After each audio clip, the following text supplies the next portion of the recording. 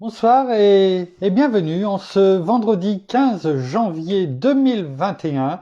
Et nous en sommes arrivés ce soir à la méditation numéro 301 et plus précisément à la méditation numéro 15 concernant le livre de l'Apocalypse. Donc avant de poursuivre, eh bien dans ce livre, eh bien prions. Père, dans le nom de Jésus, bien-aimé Saint-Esprit, viens encore souffler en nous le vent de ta connaissance, de ta vérité, afin que, dans le nom de Jésus, eh bien, nous laissions notre bien-aimé Saint-Esprit nous remplir de ta connaissance, de ta sagesse, et que tout ce que nous apprendrons encore ce soir, tout ce que tu nous révéleras, eh bien, soit un parfum de bonne odeur pour toi, bien sûr, mais avant tout aussi pour nous, afin que nous apprenions à mieux te connaître, à mieux connaître notre Seigneur et à laisser notre secrétarius, eh bien, avancer et nous enseigner ce que tu veux nous faire comprendre. Amen. Hier, nous avions terminé le verset numéro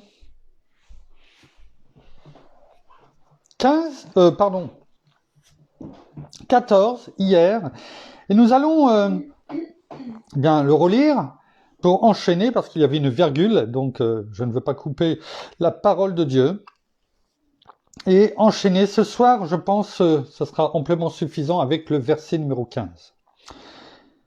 Il est écrit, sa tête et ses cheveux étaient blancs comme laine blanche, comme neige, ses yeux étaient comme une flamme de feu, ses pieds étaient comme du bronze, qui semblait rougi au four, et sa voix était comme la voix des grandes eaux. Hier, donc, nous avions terminé avec le verset 14, avec ses yeux étaient comme une flamme de feu, nous l'avions vu, et là on enchaîne, et on continue avec les traits de caractère de notre Seigneur Jésus que l'apôtre Jean, eh bien, nous révèle en le regardant. Ça devait, comme on l'a dit hier, être quelque chose non seulement de formidable pour lui, parce que il avait vécu pendant 3 ans, nuit et jour avec notre Seigneur Jésus. Il l'avait vu aussi crucifié. Il était au pied de la croix, ne l'oublions pas, parce que notre Seigneur sur la croix avait dit à Jean, eh bien, Jean, voici ta mère. Et à sa mère, eh bien, il avait dit à Marie, eh bien, mère, voici ton fils. Ne l'oublions pas. Et il l'avait aussi vu, eh bien, dans sa gloire également, lorsqu'il l'avait ressuscité, et il l'avait vu lors de l'ascension. Et là, il le voit. Il le voit sous un autre trait de caractère, bien sûr, sous une autre présentation. Et quelque part, il devait être heureux de le voir, bien sûr, parce que cela était quelque part la confirmation, s'il en avait besoin, eh bien que de tout ce que notre Seigneur leur avait révélé, notamment dans ce début du chapitre 14, lorsqu'il disait aux apôtres, eh bien que à ses disciples, eh bien qu'il y avait beaucoup de maisons, de pièces dans la maison de son Père et qu'il allait leur préparer et qu'il reviendrait les chercher. Alors, bien sûr, mais d'un autre côté, cela devait être aussi parce qu'il ne se présente pas du tout de la même façon, et on le voit bien dans les traits de caractère que nous avons décrites, méditées hier, et il ne se présente pas du tout de la même façon. Autant il était rempli d'amour, et il est rempli d'amour, mais là il se présente avec ce regard de juge, comme nous l'avions déclaré, proclamé et médité hier. Et nous enchaînons avec le verset 15. Ses pieds étaient comme du bronze qui semblait rougi au four. On va s'arrêter déjà là. Alors, effectivement, ses pieds étaient comme du bronze. Dans d'autres versions, on dit d'airain. Et effectivement, les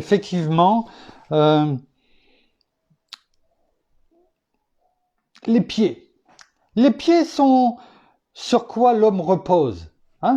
L'homme repose. Et cela est également un rappel à l'humanité de Christ lorsqu'il est venu sur terre. Il est venu, il a marché comme nous. Il a marché pendant, bien sûr, jusque ce qu'il soit mis à la croix, mais également, surtout pendant 3 ans, un peu plus de 3 ans, avec les apôtres, nuit et jour. Et partout, il a marché. afin que soit déclarée, proclamée la parole de Dieu. Alors, on l'a vu aussi dans les versets précédents lorsqu'il est dit qu'il marchait au milieu des 7 chandeliers qui étaient c'est le symbole de toutes les églises à travers le temps. Il était là, il marchait, il regardait. C'est aussi le symbole donc de son humanité. C'est ce qui permet à l'homme de marcher, de tenir debout. Mais les reins, donc le bronze, est également quelque chose de solide en même temps. On voit donc, bien sûr, ce sur quoi l'homme marche, mais également c'est aussi sa fragilité. Dans certains dictons, on dit le colosse aux pieds d'argile. Et n'oublions pas que dans la statue de Daniel, eh bien, les pieds sont faits également d'argile, en partie d'argile. Mais là, on parle des reins, c'est égal de bronze, c'est-à-dire c'est quelque chose de solide et qui désigne en même temps, ce que nous avons pu voir lors des méditations précédentes, eh bien, la justice de Dieu s'exerçant en jugement contre le mal. Le jugement de Dieu s'exerçant en jugement contre le mal. On sait bien qu'il n'y a que 2 camps. Il y a la parole, notre Seigneur l'a dit, vous ne pouvez servir 2 maîtres à la fois. Il l'a dit aussi dans Deutéronome, eh bien, je mets devant vous 2 chemins, la vie et la mort. Et de la même façon, il y a 2 camps. Il y a celui qui est avec Dieu, soit vous me servez, disait notre Seigneur Jésus, soit vous êtes avec moi, soit vous êtes contre moi. Et regardons ce symbole, cette symbolique également du bronze. On le voit dans Exode, toujours pareil, on voit le livre de l'Exode extrêmement important, au chapitre 27, versets 1 à 8. On va le prendre. Pourquoi ? Parce que l'autel, là, tout est décrit. On va voir que l'autel, c'est l'autel sur lequel les victimes étaient consumées, dans le livre de l'Exode, eh bien, était, je vous le donne en 1000, était, eh bien, d'airain, c'est-à-dire de bronze. On va le voir. Exode, chapitre 27, versets 1 à 8. Il est écrit, tu feras l'autel. Voilà, c'est toujours ce que Dieu, l'Éternel, notre Père, dit à Moïse. Tu feras l'autel en bois d'acacia. Sa longueur sera de 5 coudées et sa largeur de 5 coudées. L'autel sera carré et sa hauteur sera de 3 coudées. Voilà, des choses très précises. Et regardez bien. Tu feras ses cornes aux 4 coins. Ces cornes formeront avec lui une seule pièce et tu le couvriras de bronze. Vous voyez, voilà, ces pieds, comme le Seigneur, comme Jean le décrit, voit les pieds de notre Seigneur comme le bronze, comme étant de bronze, tout comme l'autel. Tu feras ces récipients pour recueillir les cendres, ces pelles, ces calices, ces fourchettes et ces brasiers. Tu feras de bronze tous ces ustensiles. Là, c'est la description de l'autel des holocaustes, avec tout, bien sûr, les éléments qui allaient servir aux holocaustes. Tu y feras une grille de bronze en forme de treillis, et tu mettras 4 anneaux de bronze aux 4 coins du treillis. Tu le mettras au-dessus du rebord de l'autel, à partir du bas. Le treillis arrivera jusqu'à la moitié de la hauteur de l'autel. Tu feras des barres pour l'autel, des barres de bois d'acacia, et tu les couvriras de bronze. On introduira les barres dans les anneaux, et les barres seront aux 2 côtés de l'autel quand on le portera. Tu le feras creux, en plaques, on le fera tel qu'on te l'a montré sur la montagne. Il était important de lire cette description de l'autel sur lequel avaient lieu les holocaustes, l'autel des holocaustes. Parce que notre Seigneur, bien sûr, on le sait, est notre holocauste. Il n'y a plus besoin de faire des holocaustes. Notre Seigneur s'est donné pour nous. Et lorsque Jean le décrit, le voit avec des pieds de bronze. Pourquoi ces pieds ? Parce qu'on le sait, on l'a vu. C'est là où il posera ses pieds. sur le mont des Oliviers, là où il est monté, eh bien, il reviendra. On le sait, il posera ses pieds. Tout comme il est notre holocauste, il est aussi l'autel sur lequel nous pouvons aller. Nous pouvons aller sereinement. Il n'y a pas besoin d'un autre holocauste. Il est notre autel et il est fait de bronze. Il était bon de prendre ce temps. Et ensuite, il est écrit que, on va reprendre, toujours pareil, avec mes petits papiers, mais ils sont importants. Prenons le temps.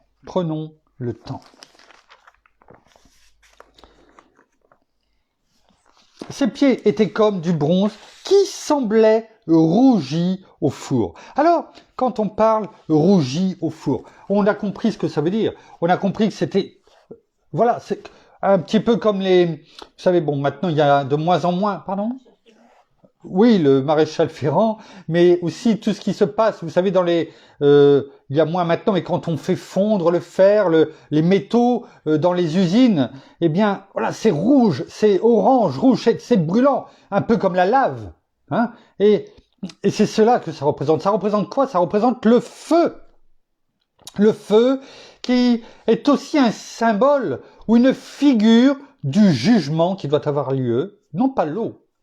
Notre Père l'a dit, je fais, comment dirais-je, l'arc-en-ciel comme symbole, afin de me rappeler que je ne détruirai plus la terre avec de l'eau. Mais là, c'est le feu qui vient lors du jugement. Et c'est une figure du jugement qui doit consumer qui? Les pécheurs. Le jugement des pécheurs, il sera cette fois-ci par le feu. Par le feu. Hein, on le voit et on le verra. Hein, et l'ennemi, bien sûr, on parle de la géhenne, on parle des flammes de l'enfer. C'est le feu, cette fois-ci, ce n'est pas l'eau, ça sera le feu. Et on le voit notamment dans Marc chapitre 9, versets 43 à 48. On va le prendre, on va le lire notamment dans la Bible en français courant. Regardons ce qui est écrit. Si c'est à cause de ta main, et c'est notre Seigneur Jésus qui le parle, c'est une sérieuse mise en garde qui nous est donnée, notamment, on va le prendre au verset 42, on va tout de suite comprendre, ça commence comme ça. Celui qui fait tomber dans le péché, c'est-à-dire qui amène, eh bien, à un enfant de Dieu, un de ses petits, c'est-à-dire un de mes enfants, c'est ça que ça veut dire, eh bien, dans le péché, qui croit en moi. Alors, celui qui fait tomber dans le péché un de ces petits qui croient en moi, c'est-à-dire un de mes enfants, il vaudrait mieux pour lui. Regardez la mise en garde quand même sérieuse de la part de Dieu. Il vaudrait mieux pour lui qu'on lui attache au cou une grosse pierre et qu'on le jette dans la mer. C'est notre Seigneur Jésus qui parle. Il dit, avant de le faire tomber, il vaudrait mieux que tu ne le fasses pas et qu'on t'attache une grosse pierre et qu'on le jette dans la mer. Sous-entendu, vaut mieux encore que ça soit pour toi ce jugement que celui qui va venir. C'est quand même, parce que c'est pas forcément réjouissant déjà ça. Mais on continue en disant, si c'est à cause de ta main que tu tombes dans le péché, coupe-la. Il vaut mieux pour toi entrer dans la vraie vie avec une seule main que de garder les deux mains et d'aller en enfer dans le feu qui ne s'éteint pas. Ce feu qui va venir consumer les pécheurs, ce feu du jugement, mais aussi le jugement, c'est-à-dire la mort éternelle, dans ce feu qui ne s'éteint pas. Et on a tout de suite compris de qui il voulait parler. Bien entendu, il n'est pas question de couper sa main, c'est bien sûr spirituellement. On est d'accord, ne venez pas et n'allez pas parce qu'il y a un péché, vous coupez la main. On est d'accord, là on parle de spirituellement. Attache-toi à notre Seigneur. Ne pêche pas, le salaire du péché, c'est la mort. Alors que marcher par l'esprit, c'est la vie, et la vie en abondance, comme notre Seigneur nous l'a dit. On continue. Là, les vers qui rongent les corps ne meurent pas et le feu ne s'éteint jamais. C'est notre Seigneur qui parle là. Si c'est à cause de ton pied que tu tombes dans le péché, coupe-le.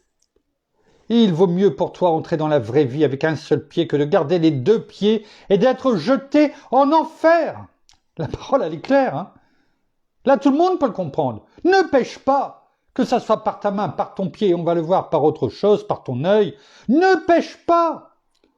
Détourne-toi, parce que voilà, sinon, ce qui se passe. Le feu, qui ne s'éteint jamais, en enfer.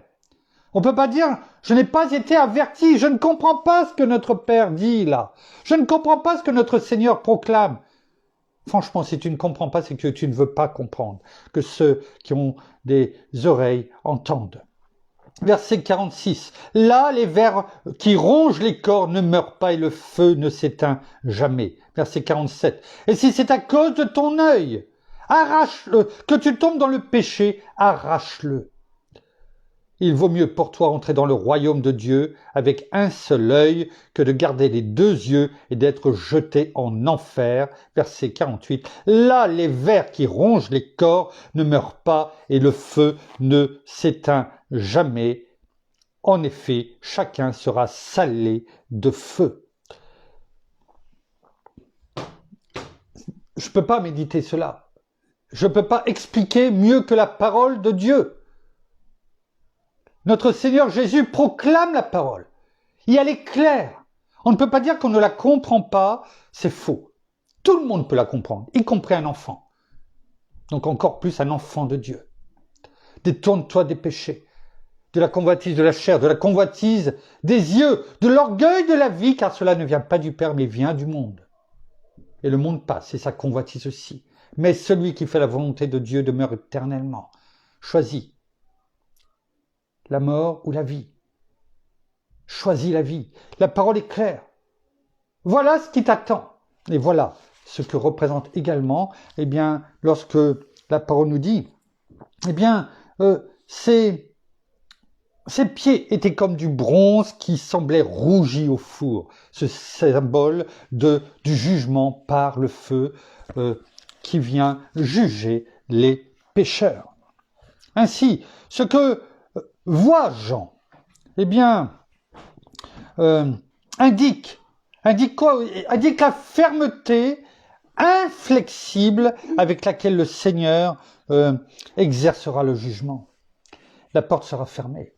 Et on l'a lu déjà avec les vierges, les vierges, les 10 vierges. La porte sera fermée, il dit, je ne vous connais pas. Oui, mais on a dit, Seigneur, Seigneur, on a imposé les mains, je ne vous connais pas. Il vient, et il vient juger. Et ce ne sera plus une partie de plaisir. La partie est finie, c'est échec et mat. La partie est terminée.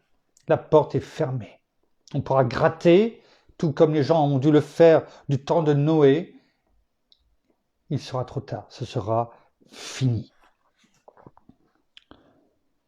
Combien cela est solennel, peut-être, mais c'est la réalité des choses. Deuxième partie du verset 15. « Et sa voix était comme la voix des grandes eaux. » Et sa voix était comme la voix des grandes eaux. Alors, effectivement, on a vu au verset 10, on l'avait vu, on avait parlé de la voix de notre Seigneur qu'il entendait, que Jean entendait.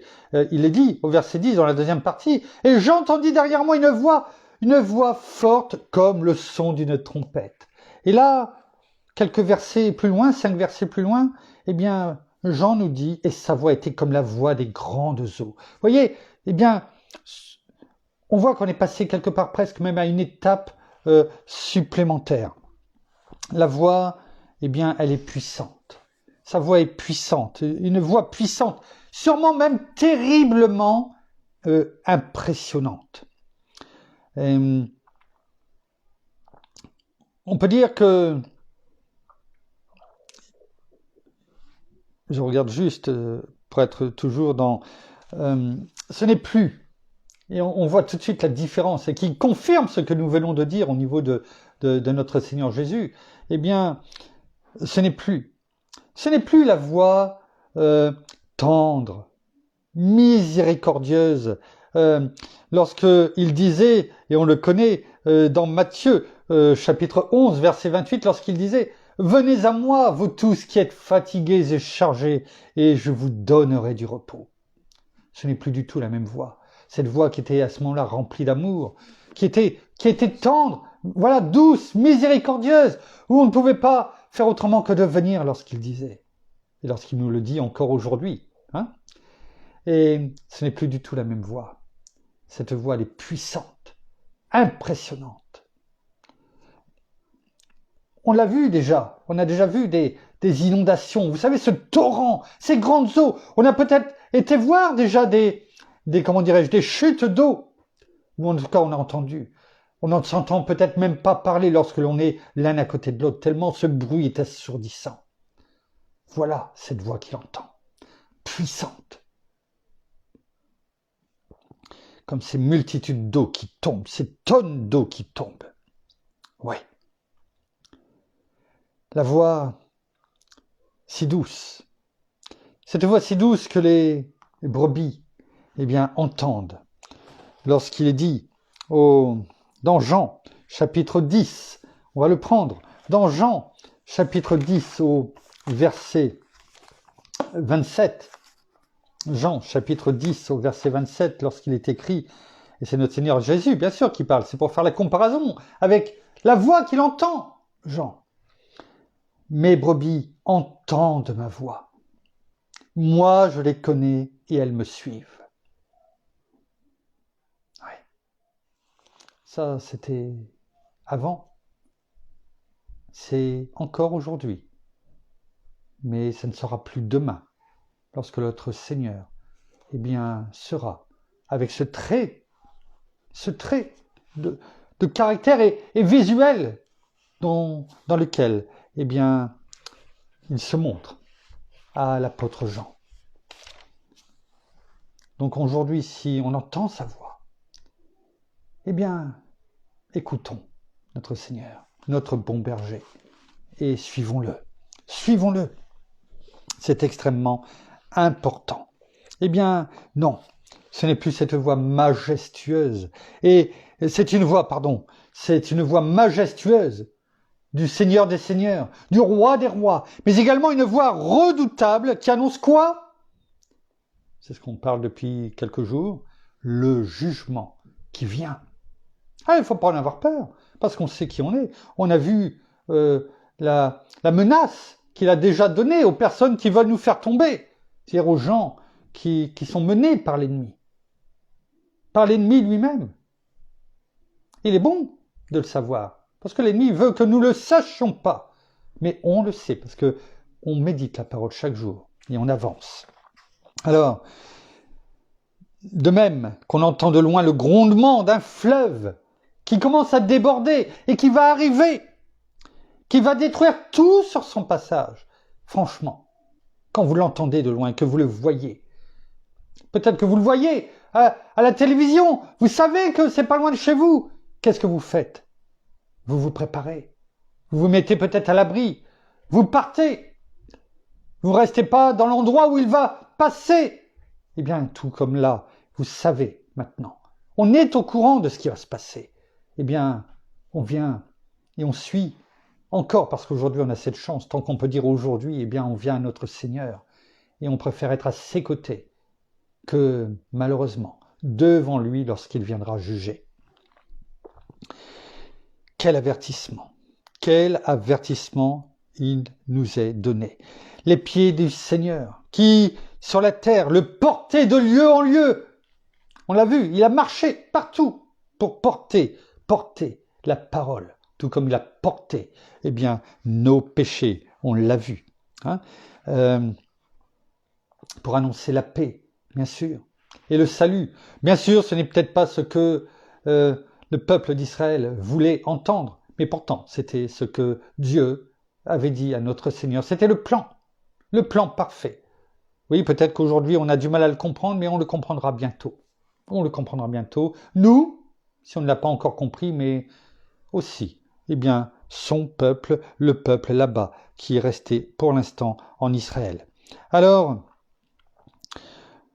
ses pieds, qui étaient à ce moment-là, eh bien, qui annonçaient, qui l'ont porté sur la terre en tant que dans son humanité, eh bien, seront fermes comme le bronze, bien sûr, eh bien, pour exécuter le jugement. Et sa voix, qui prononçait à ce moment-là les paroles de grâce, de salut, eh bien, portera à ce moment-là, sa voix portera la terreur dans les cœurs. Oh non pas la terreur dans les cœurs de ses enfants, parce que nous serons joyeux, mais malheureusement, la terreur, tout comme devaient l'avoir ces gens au temps de Noé, cette terreur, parce qu'ils avaient vu qu'ils avaient fait le mauvais choix. Et aujourd'hui, malheureusement, le monde est en train de faire le mauvais choix pour sa très grande majorité. Mais il est encore temps que sa voix, celle qui est entendue aujourd'hui, soit cette voix douce, miséricordieuse, parce qu'elle est toujours là. Et parce que regardons ce qui est écrit dans Actes chapitre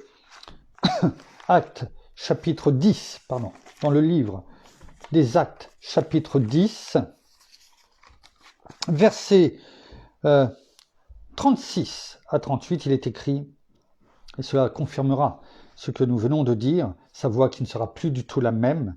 Il a envoyé la parole aux fils d'Israël en leur annonçant la bonne nouvelle de la paix par Jésus-Christ. C'est ce qu'on vient de dire, avec la grâce qu'il est venu. C'est lui, le Seigneur de tous. Vous savez ce qui est arrivé dans toute la Judée, après avoir commencé en Galilée, à la suite du baptême que Jean le Baptiste a prêché, comment Dieu a oint d'Esprit Saint et de puissance Jésus de Nazareth, qui allait de lieu en lieu en faisant le bien et en guérissant tous ceux qui étaient sous l'oppression du diable, car Dieu était avec lui. Voilà ce qu'il était sur la terre. On est d'accord? On vient d'en parler. Et regardons ce qui est écrit dans Matthieu. Matthieu, chapitre 12. Matthieu, chapitre 12, au verset 19. Matthieu 12, chapitre 12, verset 19.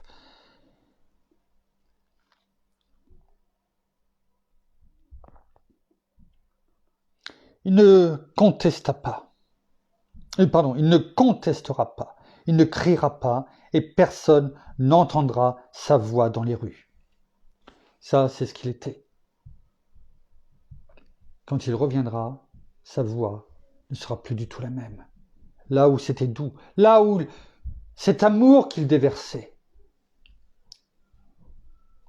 par ce qu'il était, mais également par ce qu'il disait, même quand on l'attaquait, eh bien, il avait cette voix toujours douce, pas un mot plus haut que l'autre, à part une fois ou deux, mais c'était parce qu'on le sait dans le temple. Et même lors du jugement, il est dit, c'est dans Ésaïe 53, eh bien, on l'a amené.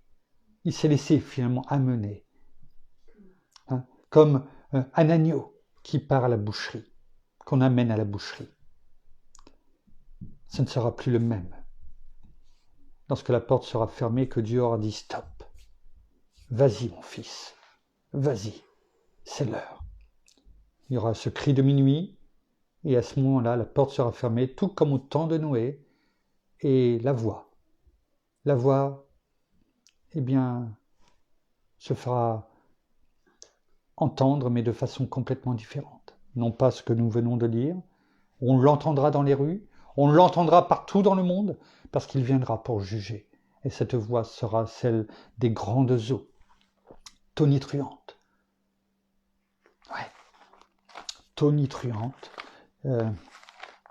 comme il est dit, eh bien, dans la deuxième partie donc de ce verset 15, eh bien, du chapitre 1er de l'Apocalypse, et sa voix était comme la voix des grandes eaux. Nous allons terminer là pour ce soir, avant de continuer à partir sur le verset 16. Et là, nous avons terminé, eh bien, ces traits de caractère, en tout cas, ces traits visuels que nous décrit, eh bien, l'apôtre Jean. Comment il le voit, lui qui le connaissait par cœur. Et c'est pourquoi, eh bien, il est important de tenir compte de ce qu'il nous dit dans ce livre de la Révélation. Parce que, vous voyez, en un seul verset, un trait de caractère qui pourrait, et que nous avons déjà lu, bien sûr, et qui peut-être nous est passé inaperçu, eh bien, la Révélation nous la donne, ce livre de la Révélation, eh bien, nous donne le parallèle dans les Écritures pour montrer, eh bien, comment il est et comment il sera lorsqu'il reviendra. Alors, franchement, vaut mieux être de son côté que contre lui, comme il nous l'a dit. Merci Père, merci Seigneur, merci bien-aimé Saint-Esprit. Nous terminons par la prière. Oh Seigneur, bien, encore merci, bien-aimé Saint-Esprit, de nous révéler toutes ces choses, d'ouvrir non seulement nos yeux, mais aussi nos oreilles, afin que nous entendions et nous percevions tout ce que tu as à nous dire dans notre cœur, dans notre esprit, et que toutes choses, eh bien, restent en nous, afin que nous les déclarions et proclamions de nos bouches. Alors merci pour tout ce que tu fais pour chacun d'entre nous. Merci aussi, eh bien, pour ta toute puissance. Père, oui, merci pour ta puissance en chacun d'entre nous, mais aussi dans la vie, dans nos vies à chacun. Merci parce que, eh bien, Seigneur, tu es là, à nos côtés. Oui, tu veilles sur nous. Oui, tu nous fais grandir. Et tu nous fais grandir non seulement dans notre vie spirituelle, mais dans notre vie, tout simplement. Alors sachons venir à toi dans n'importe quelle circonstance de nos vies. Sachons aussi avoir cette vérité, cette droiture, cette intégrité, comme tu nous l'as demandé, afin que nous ne soyons pas... que nous n'allions pas ni à droite ni à gauche, mais que nous restions sur ce chemin qui est la droiture, la vérité que tu es, Seigneur Jésus, afin que nous puissions être là avec toi dans ces moments et que nous soyons ces enfants et cette église que tu viens rechercher lors de l'avènement.